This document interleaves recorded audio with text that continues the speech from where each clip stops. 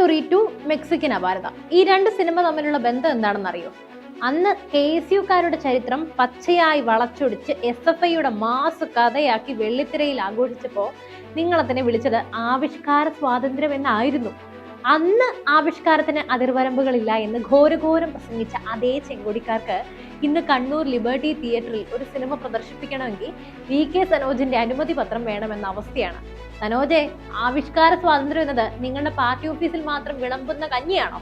നിങ്ങൾക്ക് ഇഷ്ടമുള്ളത് മാത്രം കാണിക്കാമെന്നും മറ്റുള്ളവർക്ക് ഇഷ്ടമുള്ളത് തടയാമെന്നും കരുതുന്ന ഈ പ്രഹസനം കാണുമ്പോൾ പ്രബുദ്ധ കേരളം നിന്ന് ചിരിക്കുകയാണ്.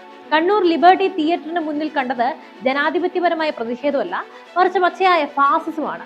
കേരള സ്റ്റോറി 2 എന്ന സിനിമയുടെ പോസ്റ്ററുകൾ വലിച്ചു കീറി ചുരുട്ടി എറിഞ്ഞുകൊണ്ട് DYFI സംസ്ഥാന സെക്രട്ടറി VK സനോജും സംഘവും നടത്തിയത് ആവിഷ്കാര സ്വാതന്ത്ര്യത്തിന് മേലുള്ള കടന്നുകയറ്റമാണ്. കേരളത്തെ അപമാനിക്കുന്ന സിനിമകൾ തടയുമെന്നും ജീവൻ കൊടുത്തും യഥാർത്ഥ കേരള സ്റ്റോറി സംരക്ഷിക്കുമെന്നുമാണ് ഇവരുടെ വാദം. പക്ഷെ ഇവിടെ ഒരു ചോദ്യമുണ്ട്. ഇന്ത്യ എന്നത് ഒരു ജനാധിപത്യ രാജ്യമാണ്. ഭരണഘടന നൽകുന്ന മൗലികാവകാശങ്ങൾ എല്ലാവർക്കും ഒരുപോലെയാണ്. ഒരാൾക്ക് ഒരു സിനിമ ഇഷ്ടപ്പെട്ടിട്ടില്ലെങ്കിൽ അത് കാണാതിരിക്കാനുള്ള അവകാശമുണ്ട്. എന്നാൽ മറ്റുള്ളവർ കാണുന്നത് തടയാൻ ആർക്കാണ് ഇവിടെ അധികാരം?